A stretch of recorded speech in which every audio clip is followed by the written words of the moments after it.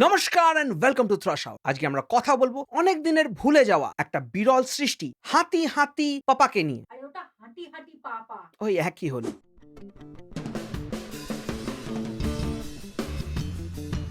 বলিউডে দীপিকা পাডুকোন বানিয়েছিলেন পিকু, আমাদের টলিউডে রুক্মিণী মৈত্র বানালেন ভিকু, মানে হাঁটি হাঁটি পাপা। না, এটাকে পিকুর কপি ভাববেন না, কারণ সেটা বললে পিকুকে অপমান করা হবে। পিকু একটা ক্লাসিক ফিল্ম যেটাকে আপনি মাল্টিপল টাইমস রিওয়াচ করতে পারবেন। হাঁটি হাঁটি পাপা একটা এমন ফিল্ম যেটা দেখার পর মাল্টিপল টাইমস আপনি দেয়ালে নিজের মাথা ঠুকবেন এবং প্রশ্ন করবেন কেন দেখলাম কেন দেখলাম। এই ছবিটা বানানোর সময় I am pretty sure director সবাইকে কি অ্যাডভাইস দিয়েছিলেন। রুক্মিণী মৈত্রকে বলা হয়েছিল যে তুমি এক ডাব্বা কফি খেয়ে তারপর অভিনয় করো। এই জন্য সবসময় ওনার চোখগুলো গোল গোল হয়েছিল এবং দেখে মনে হচ্ছিল যে অ্যাকশন বলার আগে থেকেই উনি রেডি হয়ে বসে আছেন। নর্মাল মানুষের অ্যাক্টিং যদি এখানে হয়, রুক্মিণী মৈত্র অ্যাক্টিং ছিল এখানে।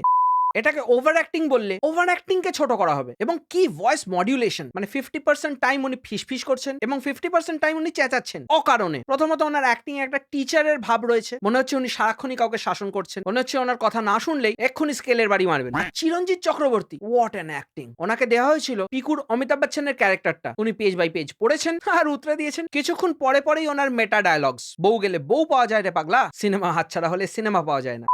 ওই জন্য উনি যাই পাচ্ছেন তাই সাইন করে নিচ্ছেন। আর আজকাল দেখছি অঞ্জনা বাসু খুব ট্রেন্ডিং এ চলছেন। এই ধরুন কিসমিস, শ্রীমান শ্রীমতী বা হাঁটি হাঁটি পাপা, যেখানে বয়স্কদের রোম্যান্স দেখাতে হবে সেখানেই অঞ্জনা বাসু। আচ্ছা উনি বাসু না বসু, যাই হোক, নো কমেন্টস।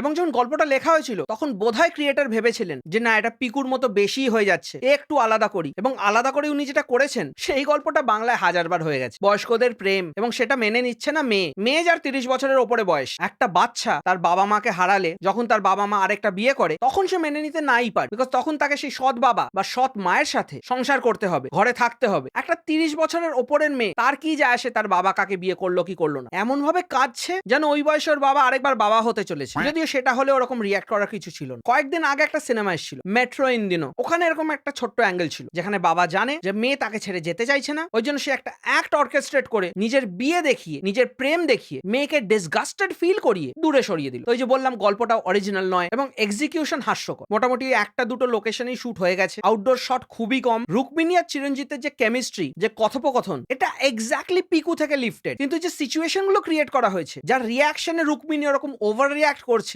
সেগুলো একদমই জাস্টিফাইড নয়। মানে কথায় কথায় রুক্মিণী বলছে আমি জাস্ট পারছি না, আমি নিতে পারছি না। আরে ভাই, হলোই তো না কিছু। এবং প্রপার সিরিয়াল মার্কা যে ফিল্মগুলো হয়, এটারও ফ্লো এক্স্যাক্টলি ওরকম। মানে ধরুন চিরঞ্জিত ঘরের মধ্যে আটকে রয়েছে, দরজা বন্ধ করে রুক্মিণী বাইরে থেকে ডাকছে এবং এই দরজা না খোলায় তার এতই টেনশন হলো সে ডাক্তারকে ফোন করলো। ডাক্তার চলেও এলো। আমার কি করা উচিত? হাসা উচিত? হাসি তো পেলো না। বাবা মেয়ের মধ্যে কোনো ইমোশনাল বন্ডিং আপনি ফিল করবেন না। একটা প্রপার ডায়ালগ নেই যেটা আপনি মনে রাখতে পারবেন বা আপনাকে ভাবতে বাধ্য করবে। ক্যারেক্টাররা নিজেদের কথায় নিজেরাই হাসছে, অডিয়েন্সের জন্য ওয়েট করছে না। এবং যেরকম উইক এর স্ক্রিন প্লে, সেরকম উইক এর সিনেমাটোগ্রাফি। অবভিয়াসলি রিয়েল লোকেশনে শুট করা হয়েছে, কারণ বাংলায় আর তো কেউ সেট বানায় না। তো রিয়েল লোকেশনের মধ্যে ক্যামেরাম্যান কাবাড্ডি খেলছিল। ভাই, তোদের ডলি, ট্রাইপড, গিম্বল কিছুর বাজেট থাকে না? হ্যান্ডহেল্ড করে শোল্ডারে নিয়ে তাও তো ক্যামেরা স্টেবল রাখা যায়, সারাক্ষণ ক্যামেরা দুলতে থাকে কেন? অ্যাকচুয়ালি এই সিনেমাটা কয়েকদিন পরে প্রজাপতি 2 রিলিজ হয়েছিল এবং প্রজাপতি 2 তে যে ভিসার কনসেপ্টটা ছিল, এই সিনেমাতেও ভিসার কনসেপ্টটা অলমোস্ট সিমিলার। এবং ডিরেক্টর যখন ভাবলো যে বাবা মেয়ের স্টোরি, বাবার বিয়ে এইটুকুতে হবে না, তখন সে আবার একটা ন্যাকা কান্না কেঁদে ইমোশনাল ব্যাক স্টোরি দেখালো। কারণ না হলে তো ওই বিচের শটগুলো রাখাই যেত না। এই ছবির এডিটরদের আমি একটা প্রশ্ন করতে চাই, কিছু মনে করবেন না। আপনারা কি বাই চান্স এডিটিং রুমে ঘুমিয়ে পড়েছিলেন? কারণ সিনেমাটা দেখতে দেখতে আমারও একই অবস্থা হচ্ছিল। চিরঞ্জিত চক্রবর্তীকে আমি একটা প্রশ্ন করতে চাই। কাকু, ওই বেদের মেয়ে জ্যোৎস্নাটা অনেক বছর আগে হয়ে গেছে, ওনার বিয়ে হয়ে 5টা বাচ্চাও হয়ে গেছে। আপনি ওর প্রেম থেকে আর বেরোতে পারলেন না? আপনার ইন্টারভিউতেও দেখি আপনি বেদের মেয়ে জ্যোৎস্না, আপনার সিনেমাতেও বেদের মেয়ে জ্যোৎস্না, আপনার কি ভিজিটিং কার্ডেও লেখা আছে চিরঞ্জিত চক্রবর্তী ব্র্যাকেটে বেদের মেয়ে জ্যোৎস্না? আমি স্কুলে কয়েকটা স্টুডেন্টকে দেখেছি যারা একদম কনফিডেন্ট না, একটা অ্যান্সার লিখতে শুরু করে আর একটা উত্তর দেয়। এই সিনেমাটা দেখলে ওইরকমই মনে হবে, এক একটা প্লট পয়েন্ট ছুতে গেছে। পিকুতে ইরফান খান ছিল, যার ক্যারেক্টারটা কতটা মেমোরেবল। এই ছবিতে রুক্মিণী মৈত্র একটা বয়ফ্রেন্ড আছে যার মুখটাও আমার মনে নেই, এবং এই ছবিতে ওনার প্রয়োজন জিরো। ওই বয়ফ্রেন্ডের মাসির সাথে চিরঞ্জিত বাবুর বিয়ে ঠিক হয়, and that didn't come as a shock to anyone. এমন মনে হলো সবাই সবই জানতো। এবং এতগুলো প্লট পয়েন্টস থাকা সত্ত্বেও ওদের এই অ্যাঙ্গেলটা ইনকর্পোরেট করতে হলো যে বাবা মাকে ছেলেমেয়েরা দেখে না। মানে বাগবানকেও ছাড়লি না বাবু, সেই সেন্টিমেন্ট কপছে গল্প। ছবির attention to detail marvellous. Rukmini যখন ছোট তখনও চিরঞ্জিত বুড়ো, রুক্মিণী যখন বড় তখনও চিরঞ্জিত বুড়ো। আমার মনে হয় উনি ডি এজিং পোষণ খেয়েছিলেন, কিন্তু 70 বছর বয়সে গিয়ে।